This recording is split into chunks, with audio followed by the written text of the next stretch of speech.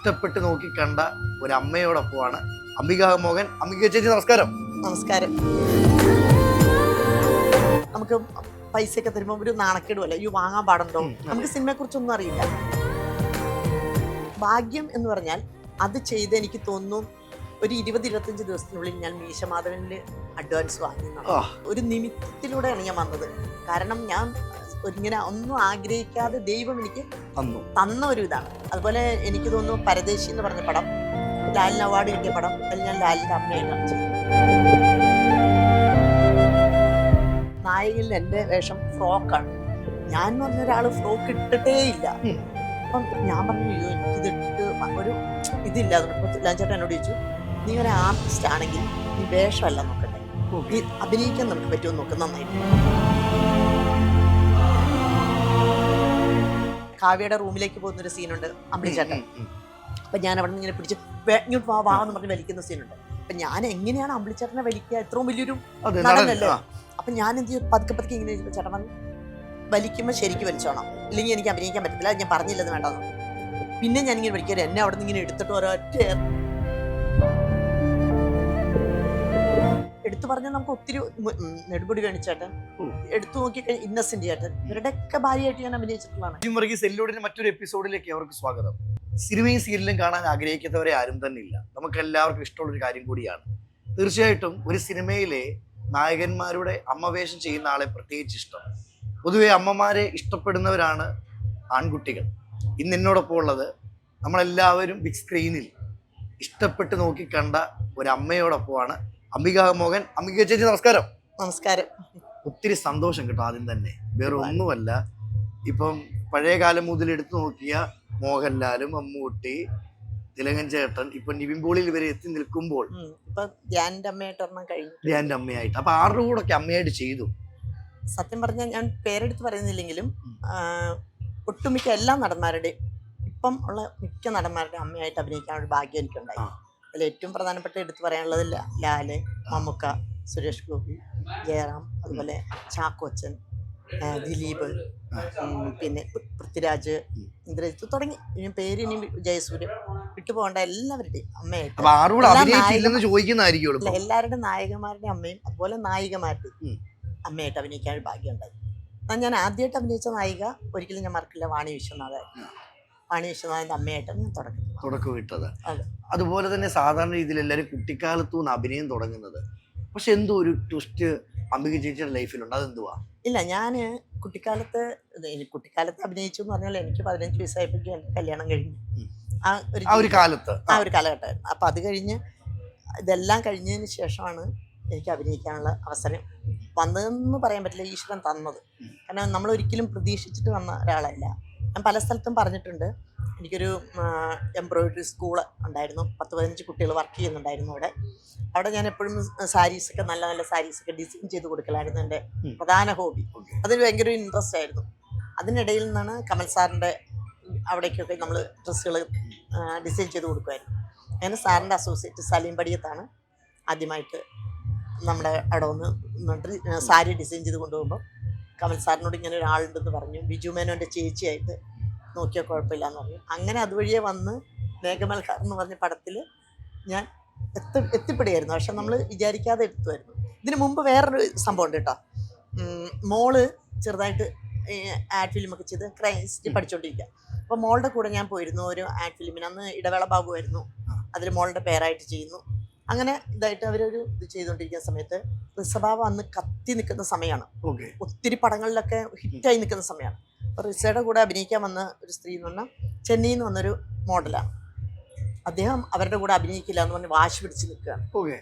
അപ്പം എല്ലാ ബോംബെ എന്ന് വന്ന ആൾക്കാരാണ് ആഡ് ഫിലിമിൻ്റെ ഉള്ള ആൾക്കാർ.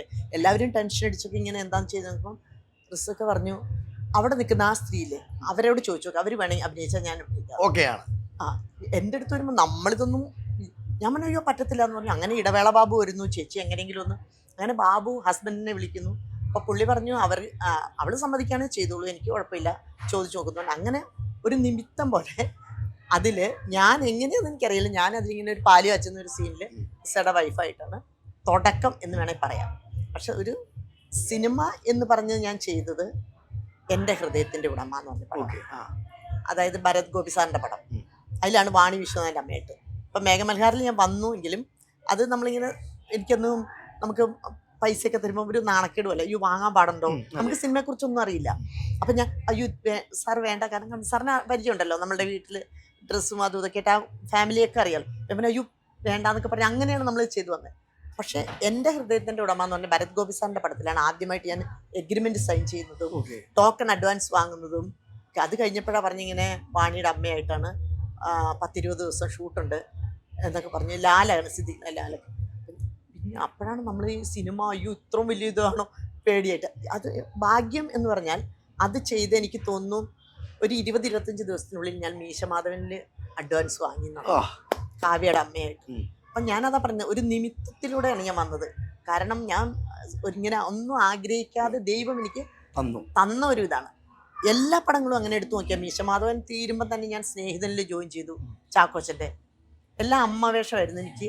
അത് കഴിഞ്ഞ് കസ്തൂരിമാൻ മീര ജാസ്മിൻ്റെ അമ്മ, റൺവേ. പിന്നെ എനിക്ക് ഈശ്വരനെ സഹായിച്ചിട്ട് നല്ല നല്ല പടങ്ങളിൽ നല്ല നല്ല ഡയറക്ടേഴ്സിൻ്റെ എല്ലാ വലിയ വലിയ ഡയറക്ടേഴ്സിൻ്റെ പടങ്ങളിൽ ഒരു ഭാഗമാകാൻ പറ്റിയ, അതുപോലെ നമ്മളുടെ ഇപ്പം ഇല്ല സുകുമാരി അമ്മ, അതുപോലെ ലളിത ചേച്ചി, കബീർ പനോ ചേച്ചി, ഇവരുടെയൊക്കെ ഒപ്പം അവർ നിൽക്കുന്നതിൻ്റെ ഓപ്പോസിറ്റ് ഒരു അമ്മയായിട്ട് നിൽക്കാനും പറ്റുകയെന്നൊക്കെ പറഞ്ഞാൽ ഭാഗ്യം തന്നെ. എന്നെപ്പോലെ ഒരാൾക്ക് അത് കിട്ടിയ ഒരു വലിയൊരു ഭാഗ്യമാണ്.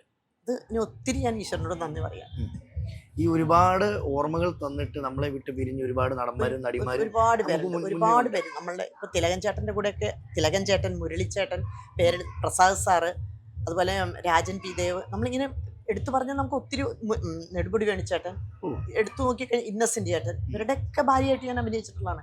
അതുപോലെ ഇവരുടെ കൂടെ, ഇവർ മാത്രമല്ല ഒരുപാട് പേരുണ്ട്, പേര് പറയും, ഇവരുടെയൊക്കെ കൂടെ അഭിനയിക്കാൻ പറ്റുക എന്ന് പറഞ്ഞാൽ അവരൊക്കെ എത്രയോ വലിയ കലാകാരന്മാരെ.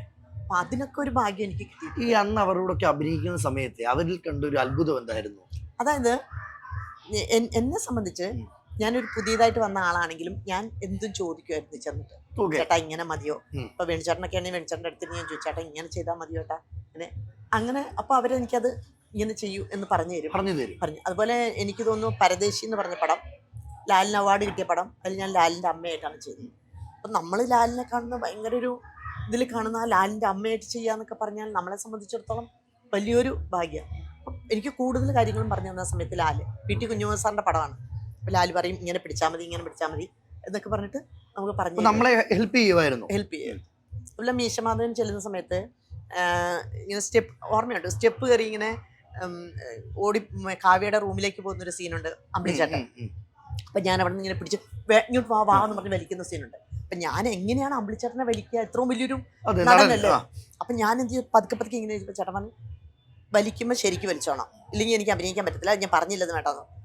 പിന്നെ ഞാനിങ്ങനെ വലിക്കുക, എന്നെ അവിടെ നിന്ന് ഇങ്ങനെ എടുത്തിട്ട് ഒരൊറ്റ അതാ സീനിൽ ഞാനിങ്ങനെ സോഫയുടെ അവിടെ പോയി കണ്ടു ഓടി വന്നിട്ട് വല്ലതും പറ്റിയ ഞാൻ ഇല്ല, നീ ചെയ്തില്ലെങ്കിൽ ഞാൻ തിരിച്ചു ചെയ്യും. അപ്പൊ പിന്നെ നമുക്കും കൂടെ ചെയ്യണം എന്നുള്ളൊരു ഇത് വരുമല്ലോ, ചേട്ടന് ഒരു ബുദ്ധിമുട്ടുണ്ടാവാതെ നമ്മളും കൂടെ നിൽക്കണം എന്ന് വിചാരിച്ചു. പിന്നെ നമ്മളിങ്ങനെ നോക്കി നിൽക്കും. ഞാൻ ഒരുപാട് പടത്തിൽ അദ്ദേഹത്തിന്റെ ഭാര്യയായിട്ട് അഭിനയിക്കാൻ എനിക്ക് പറ്റി. ഒരു കഥാപാത്രത്തിന്റെ വിജയം എന്ന് പറയുന്നത് ആ കഥാപാത്രത്തിനോടൊപ്പം തന്നെ ഓപ്പോസിറ്റ് നിൽക്കുന്നവർ അവരുടെ സപ്പോർട്ട് ഉണ്ടെങ്കിൽ തന്നെ കൂടുതലായിട്ട് പറ്റുള്ളൂ. കാരണം നമുക്കിപ്പോൾ നമ്മളെ അവിടെ വെച്ചിട്ട് ഇങ്ങനെ നമ്മൾ ചെയ്യുന്ന ഓരോ കാര്യങ്ങൾക്ക് മോശം എന്ന് പറഞ്ഞാൽ നമുക്ക് പിന്നെ നമ്മൾ ഡള്ളായി പോകും, നമുക്ക് പിന്നെ ചെയ്യാൻ പറ്റും. പക്ഷെ എന്നെ സംബന്ധിച്ചിടത്തോളം എനിക്ക് എല്ലാവരും നല്ല ഇങ്ങനെ ചെയ്തോ, കുഴപ്പമില്ല, ഇങ്ങനെ പറയുന്നതാണ് ഞാൻ കേട്ടത്. ഈ സാധാരണ കേട്ടിട്ടുണ്ട് ഈ തിലകൻ ചേട്ടനൊക്കെ ഭയങ്കര കലിപ്പാണ്, ഭയങ്കര ദേഷ്യക്കാരനാണ്, ഒരു തുറന്നു പറച്ചിലുകാരനാണ്. എന്ത് തോന്നുന്നു? ദേഷ്യപ്പെടാറുണ്ട്. കാരണം വെച്ചാൽ നമുക്കൊരു കാര്യം പറഞ്ഞു തന്നാൽ നമ്മളത് മൈൻഡിൽ വെച്ചിട്ട് ചെയ്യണം. അതായത് ഇപ്പം നമ്മളോട് പറയാം നീ അവിടെ നിന്ന് ഇങ്ങോട്ട്. ഇപ്പം ഞങ്ങൾ നായകൻ എന്ന് പറഞ്ഞ പടം ചെയ്യുന്ന സമയത്ത് ഞാനെപ്പോഴും ഈ സെറ്റും മുണ്ടും സാരിയൊക്കെ കൊടുത്തിട്ടുള്ള വേഷങ്ങൾ ചെയ്യുന്നത്. നായകനിൽ എൻ്റെ വേഷം ഫ്രോക്കാണ്. ഞാൻ എന്ന് പറഞ്ഞ ഒരാൾ ഫ്രോക്ക് ഇട്ടിട്ടേ ഇല്ല. പിന്നെ എൻ്റെ മനസ്സിൽ ഈ ഫ്രോക്ക് ഇട്ടൊക്കെ വരുമ്പം എങ്ങനെ ഇരിക്കും, എല്ലാവരും എന്നെ എങ്ങനെ കാണും, ഈ ഒരു ടെൻഷനിൽ ആംഗ്ലോ ഇന്ത്യൻ വേഷമാണ് അതിൽ. അപ്പം ഞാനിങ്ങനെ ലിജോയുടെ പടമാണ്, ലിജോ പല്ലിശ്ശേരി. അപ്പം ഞാൻ പറഞ്ഞു അയ്യോ എനിക്കിത് ഇട്ടിട്ട് ഒരു ഇതില്ല. അപ്പോൾ ലാൻചേട്ടൻ എന്നോട് ചോദിച്ചു, നീ ഒരു ആർട്ടിസ്റ്റ് ആണെങ്കിൽ നീ വേഷമല്ല നോക്കട്ടെ, നീ അഭിനയിക്കാൻ നിനക്ക് പറ്റുമോ നോക്ക് നന്നായിട്ട്. ഏത് വേഷം എന്ന് പറഞ്ഞാൽ ആ വേഷത്തിനെ കുറിച്ച് പറഞ്ഞുകൊണ്ട് നിൽക്കാമല്ലോ. പിന്നെ ഞാൻ ഫ്രോക്ക് ഇട്ടു, ഞാൻ ചെയ്തു. എൻ്റെ നാട്ടിൽ ചാലക്കുടിയിലാണ് പള്ളിപ്പെരുന്നാളിൻ്റെ സമയത്താണ് തിലകൻചേട്ടൻ മരിക്കുന്ന ഒരു സീൻ എടുത്തത്. അന്ന് ഞാൻ അഭിനയിക്കുന്നു എന്ന് പറഞ്ഞിട്ട് എല്ലാവരും കാണാൻ വന്ന് നിൽക്കുന്നുണ്ട്. സ്വന്തം നാട് പള്ളിപ്പെരുന്നാളിൻ്റെ എന്ന് പറഞ്ഞാൽ ഒറിജിനൽ പെരുന്നാളാണ് അവിടെ നടക്കുന്നത്. അപ്പം ജനക്കൂട്ടാണ്. അതിനിടയിൽ ഞാൻ ഈ ഫ്രോക്ക് ഇട്ടിട്ട് തിലകൻചേട്ടൻ വെടിവെച്ച് വീഴുന്ന സമയത്ത് കയറി കെട്ടിപ്പിടിച്ച് കരയുന്ന സീനൊക്കെ ഉണ്ട്. പക്ഷേ ചേട്ടൻ പറഞ്ഞു ഇവിടെ ഇതായി കഴിഞ്ഞാൽ എന്നെപ്പോലെ മാത്രമല്ല ഇവിടെ ഇരിക്കുന്ന എത്രയോ പേരുടെ ബാധിക്കും. അപ്പം അതുകൊണ്ട് വളരെ ശ്രദ്ധിച്ച് ചെയ്യാന്ന് പറഞ്ഞു. പക്ഷെ ഞാനത് ചെയ്ത് കഴിഞ്ഞപ്പോൾ ചേട്ടൻ പറഞ്ഞു നന്നായി കേട്ടോ, നന്നായി അമ്പിയ നന്നായി ചെയ്തു കേട്ടോ. അത് നമുക്കൊരു പ്രോത്സാഹനമാണ്. പിന്നെ നമുക്ക് കൂടുതൽ ചെയ്യാനുള്ള ഒരു പ്രചോദനം കൂടെ കിട്ടുകയാണ്. ഈ ലിജോ ജോസ് പല്ലിശ്ശേരി എന്ന സംവിധായകന്റെ കൂടെ ചെയ്തപ്പം എന്തോ കാര്യങ്ങൾ പറഞ്ഞു തന്നു. എൻ്റെ അടുത്ത് ഞാനിങ്ങനെ ആദ്യമേ പോയിട്ട് ഇങ്ങനെ പറഞ്ഞു, ലിജോ എനിക്ക് നമ്മുടെ നാട്ടിലല്ലേ ഈ പള്ളിപ്പെരുന്നാളൊക്കെ എടുക്കുന്നത്, ലിജോ ചാലക്കുടിക്കാരനാണ്. അപ്പോൾ അവിടെയുള്ളവരൊക്കെ കണ്ടു, ചേച്ചി ആ ചേച്ചിയുടെ നാടാന്ന് വിചാരിക്കണ്ട, വേറെ എവിടെയോ ചെന്നിട്ട് ചെയ്യുന്നതായിട്ട് നോക്കിയാൽ മതി. ഞാൻ എൻ്റെ ഫ്രണ്ട്സിനെയൊക്കെ അവിടെ കണ്ടിട്ട് ഞാൻ ഒരാളെ നോക്കുന്നുണ്ടായില്ല. കാരണം നമുക്കൊരു ഉടുപ്പെന്നുള്ള പ്രത്യേകിച്ച് നമ്മളെ അറിയാവുന്നവരുള്ളൂ. അപ്പം നമുക്കൊരു ഇതാണല്ലോ. പക്ഷെ പിന്നെ ഞാൻ ഓർത്ത് നമ്മളൊരു സിനിമയാണ്, നമ്മളതിനനുസരിച്ച് ചെയ്യണം. ഒരുപാട് അനുഭവങ്ങൾ സിനിമയിൽ നിന്ന് കിട്ടി. എന്നെ സംബന്ധിച്ച് ഇപ്പം നമ്മളൊരു വിക്കിപീഡിയ ഇപ്പം ഉണ്ടല്ലോ, എല്ലാവർക്കും അതൊക്കെ എടുത്തു നോക്കുമ്പോൾ 370 പടങ്ങൾ 360 പടങ്ങൾ എന്നൊക്കെ പറഞ്ഞ് കാണുമ്പോൾ നമ്മൾ ഇത്രയും പടങ്ങളൊക്കെ ചെയ്തോ, നമുക്ക് ഇത്രയും പടങ്ങൾ. പിന്നെ ഓരോ പടങ്ങൾ ഇങ്ങനെ നീക്കി നോക്കുമ്പോൾ വലിയ വലിയ ഡയറക്ടേഴ്സിൻ്റെ പടങ്ങളൊക്കെയാണല്ലോ നമ്മൾ ചെയ്തത്. എനിക്ക് തോന്നുന്നു ജോഷി സാറിൻ്റെ പടങ്ങളൊക്കെ ഞാൻ ഒരു 3-4 പടമൊക്കെയാണ് നല്ല നല്ല പടങ്ങളിലൊക്കെയാണ് ഞാൻ ചെയ്തിരിക്കുന്നത്. ആ സമയത്ത് തന്നെ ഇപ്പോൾ കാസിനോവ ചെയ്യുന്ന സമയത്ത് തന്നെയാണ് ഞാൻ ജോഷി സാറിൻ്റെ സെവൻസ് ചെയ്യാൻ പറ്റി. റോമിയോ ചെയ്യുന്ന സമയത്ത് തന്നെ സിബി സാറിൻ്റെ ഫ്ലാഷ് ചെയ്യാൻ പറ്റി. ഞാൻ 2 പടമൊക്കെ ഞാൻ ഒരു മാസം ഒന്നിച്ചൊക്കെ ചെയ്തിട്ടുണ്ട്. അതൊക്കെ നമ്മൾ എന്നെപ്പോലത്തെ ഒരു ആർട്ടിസ്റ്റിന് കിട്ടിയൊരു ഭാഗ്യമായിട്ടല്ലേ കണ്ടത്. അപ്പോൾ ഒരുപാട് അനുഭവങ്ങളാണ് ഇന്ന് ചേച്ചിക്കുള്ളത്. അതുകൊണ്ട് എന്നെ ഹസ്ബൻഡ് എഞ്ചിനീയർ ആയിരുന്നു ഇലക്ട്രിസിറ്റി ബോർഡ്. അപ്പം അദ്ദേഹത്തിന് അറിയാലോ, ഒരു ഇലക്ട്രിസിറ്റി ബോർഡിലെ എഞ്ചിനീയർ എന്ന് പറഞ്ഞ ഒരു ഇതുണ്ട്. പക്ഷെ അദ്ദേഹത്തിൻ്റെ കൂടെ പോകുമ്പോൾ ഉള്ളതിനെക്കാട്ടിലും കൂടുതൽ ജനങ്ങൾ, ഞാൻ ഒരു മീശമാധവൻ എന്ന് പറഞ്ഞൊരു പടം ചെയ്ത് കഴിഞ്ഞിട്ട് ടൗണിലേക്ക് ഇറങ്ങും, ശാന്തമ്മേ ഒരു വിളി. അപ്പം നമ്മൾ വിചാരിക്കുന്നത് എത്ര വലിയൊരു ഇതാ. ശാന്തമ്മ എന്ന് പറഞ്ഞ കഥാപാത്രം അത്രമേൽ ആളുകൾ സ്വീകരിച്ചു. അപ്പോഴാണ് എന്നോട് അന്ന് എന്നോട് പറഞ്ഞ ഒരു കാര്യമാണ്, അതായത് ജനങ്ങൾ തിരിച്ചറിയാന്ന് പറഞ്ഞാൽ അത് വലിയൊരു ഭാഗ്യമാണ്. അത് നമുക്ക് പൈസയോ എന്ത് വേണമെങ്കിലും നമുക്ക് ഉണ്ടാക്കാൻ പറ്റും. പക്ഷെ ജനങ്ങൾ നമ്മളെ അംഗീകരിക്കുക, അവർ നമ്മളെ സ്വീകരിക്കുക എന്ന് പറഞ്ഞാൽ ആ ഒരു ഭാഗ്യം എല്ലാവർക്കും കിട്ടത്തില്ല. അത് ഈ ഒരു കലയിൽ ഈ ഒരു ഇതിൽ വന്നത് കൊണ്ട് തീർച്ചയായിട്ടും ഈ ജനങ്ങളുടെ അംഗീകാരം, ജനങ്ങളുടെ സ്വീകരണം തീർച്ചയായും ഒരിക്കലും പൈസ കൊടുത്ത് കിട്ടുന്നൊന്നല്ല. അവരുടെ ആ ഇതുള്ളത് കൊണ്ടാണ് ഇപ്പൊ ഇവിടെ തന്നെ എനിക്ക് ഇരിക്കാൻ പറ്റുന്നത്. അവർ തന്ന ആ ഒരു സ്വീകരണവും അവർ തന്ന ഒരു സ്നേഹവും കൊണ്ടാണ് എനിക്ക് ഇവിടെ ഇരിക്കാൻ പറ്റുന്നത്. ഈ മീശമാധവനിലൊക്കെ അഭിനയിക്കുന്ന സമയത്ത് ഇന്നും എത്ര സിനിമ ഇറങ്ങിയാലും നമ്മൾ റിപ്പീറ്റ് ആയിട്ട് കാണുന്ന ഒരു സിനിമയാണ് മീശമാധവൻ. അതിൽ പ്രത്യേകിച്ച് ദിലീപേട്ടന്റെ അഭിനയം എന്നൊക്കെ പറഞ്ഞ് എടുത്ത് പറയേണ്ടതാണ്. അപ്പൊ അന്നൊക്കെ ദിലീപേട്ടനൊക്കെ അഭിനയിക്കുമ്പോൾ എന്ത് തോന്നി? അന്നൊക്കെ നമ്മൾ ഭയങ്കര സന്തോഷമായിട്ട് ചെയ്ത പടങ്ങളാണ് അതൊക്കെ. കാരണം അങ്ങോട്ടും ഇങ്ങോട്ടും തമാശ പറഞ്ഞാൽ ടെൻഷൻ ഇല്ല, നമുക്കൊന്നും ടെൻഷൻ ഇല്ല. എല്ലാവരും കൂടെ ഞങ്ങൾ എല്ലാ ആർട്ടിസ്റ്റുകളും കൂടെ സംസാരിച്ച് സന്തോഷമായിട്ട് ചെയ്ത പടങ്ങളാണ്. അതുകൊണ്ട് കുറേ പടങ്ങളുണ്ട്, ഒരുപാട് പടങ്ങൾ. ഇപ്പം ഞാൻ അന്നൊരിക്കൽ എന്ന് പറഞ്ഞ ആ പടമൊക്കെ ഞങ്ങൾ ഇവിടെ ചെയ്തതാണ്, ഗുണ്ടൽപേട്ട്. അതുപോലെ അന്ന് പടങ്ങളൊക്കെ പുറത്താണല്ലോ. ഇപ്പം ആഗതൻ ചെയ്തത് ഊട്ടിയിൽ, ഊട്ടി, കൊടൈക്കനാല്, തേനി, കമ്പം, ഇവിടേക്കാണല്ലോ സിനിമ. ഫുൾ യാത്ര. അപ്പം നമ്മൾ പോകാനായിട്ട് ആ പെട്ടിയൊക്കെ എടുത്ത് വെച്ച് അന്ന് ഷൂട്ട് എന്ന് പറഞ്ഞാൽ 10-25 ദിവസമൊക്കെ ഉണ്ടാവും. അപ്പം നമ്മളൊക്കെ പാക്ക് ചെയ്തിരിക്കുന്ന ഒരു ഇരിപ്പൊക്കെ ഒരു ഭയങ്കര. അമ്പിക ചേച്ചി, ഞാൻ കേട്ടൊരു കഥയുണ്ട്. അതായത് ഇന്നത്തെ സിനിമ ലൊക്കേഷൻ എന്നൊക്കെ പറയുമ്പം ഇപ്പം 3 ക്യാരവാൻ ഉണ്ടെങ്കിൽ 3 ക്യാരവാനിലിരിക്കുന്നു. കറക്റ്റ് ഷോട്ടിന്റെ സമയമാകുമ്പോൾ മാത്രം ആർട്ടിസ്റ്റുകൾ ഇറങ്ങി വരുന്നു. അന്നൊരു കൂട്ടുകുടുംബം, എല്ലാവരും ഒന്നിച്ചിരുന്ന് ഫുഡ് കഴിക്കല്, വട്ടത്തിൽ കഥയും തമാശയൊക്കെ പറഞ്ഞിരുന്ന് ഊണ് കഴിക്കും. അതുപോലെ ഒരു ഇത്തിരി സമയങ്ങളൊക്കെ കിട്ടി എല്ലാവരും കൂടെ കഥകൾ പറയും, അല്ലെങ്കിൽ എന്തെങ്കിലും കളിച്ചുകൊണ്ടിരിക്കും, എന്തെങ്കിലുമൊക്കെ ഇതായിട്ട് എപ്പോഴും ഒരു കൂട്ടായിട്ടിരിക്കും. അന്നത്തെ കൂട്ടുകുടുംബത്തിലെ സംസാരത്തിലെ ഉണ്ടായ തമാശകൾ പലതും സിനിമയിലെ ഡയലോഗായിട്ട് വരെ മാറിയിട്ടുണ്ട്. ഇപ്പം എന്ന് പറഞ്ഞാൽ നമ്മളുടെ വർക്ക് കഴിഞ്ഞു നേരെ വണ്ടിയിൽ കയറിയിരുന്നു, മൊബൈലുണ്ട്, അത് നോക്കിയിരിക്കുന്നു. നമുക്ക് ആ സ്നേഹം കുറഞ്ഞുകൊണ്ടിരിക്കുക. പണ്ട് നമ്മൾ ഭയങ്കര കൂട്ടും സ്നേഹമായിരുന്നു, എല്ലാവരും പരസ്പരം അങ്ങോട്ടും ഇങ്ങോട്ടും അന്വേഷിക്കും. ഇപ്പം അത് വളരെ കുറവാണ്.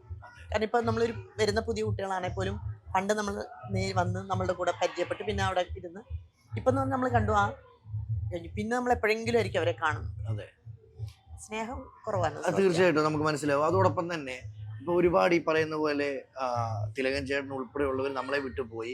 ശരിക്കും ഒരു വിഷമമുണ്ടോ? സത്യമായിട്ടും ഒരുപാട് വിഷമമുണ്ട്. കാരണം ഞങ്ങളിപ്പോൾ ഈ അമ്മയുടെ പ്രോഗ്രാം കുടുംബസമയം അതിന് പോയപ്പം ആ ഒരു ബോർഡിൽ നമ്മളെ വിട്ടുപോയ ആൾക്കാരുടെ ഫോട്ടോസ് വെച്ചിട്ടുണ്ട്. നോക്കുമ്പോഴാണ് നമ്മൾ ഇത്രയും പേര് നമ്മളെ വിട്ടുപോയോ, നമ്മൾ ഇവരുടെയൊക്കെ കൂടെ വർക്ക് ചെയ്താണല്ലോ എന്ന് ഓർക്കുമ്പോൾ ഒരു ഭയങ്കര വേദനയാണ്. ഏതായാലും ഇത്രയും എക്സ്പീരിയൻസ് ആയിട്ട് ഉണ്ടായിട്ടും ഇങ്ങനെ സിമ്പിൾ ആയിട്ട് അങ്ങനെ ഇരിക്കാൻ സാധിക്കുന്നു. ഇല്ല, ഞാൻ പറഞ്ഞു ഇതൊന്നും എനിക്ക് എൻ്റെ ഇതിൽ കിട്ടിയതല്ല, എല്ലാം എനിക്ക് ഈശ്വരൻ്റെ അനുഗ്രഹം കൊണ്ട് മാത്രം കിട്ടിയത്. ഒരു ഈശ്വര വിശ്വാസിയാണ്. വിശ്വാസിയാണ്. ഇപ്പോഴും ദൈവം സഹായിച്ച് നമ്മൾ വർക്ക് ചെയ്തുകൊണ്ടിരിക്കുന്നു. അതെ, അത് തന്നെ ഒരു തുടരുന്നു. ഭാഗ്യമാണ്. എന്തെങ്കിലുമൊക്കെ ആയിട്ട് നമ്മൾ അങ്ങ് ചെയ്തുകൊണ്ടിരിക്കുന്നു. ഞങ്ങൾക്ക് ഒന്നേ പറയുള്ളൂ, അംബികാ മോഹൻ എന്ന് പറയുന്ന നടി തുടരട്ടെ. അപ്പൊ ചേച്ചി എല്ലാവിധ ആശംസകളും നേർന്നുകൊണ്ട് താങ്ക് യു. ഒരുപാട് സന്തോഷം.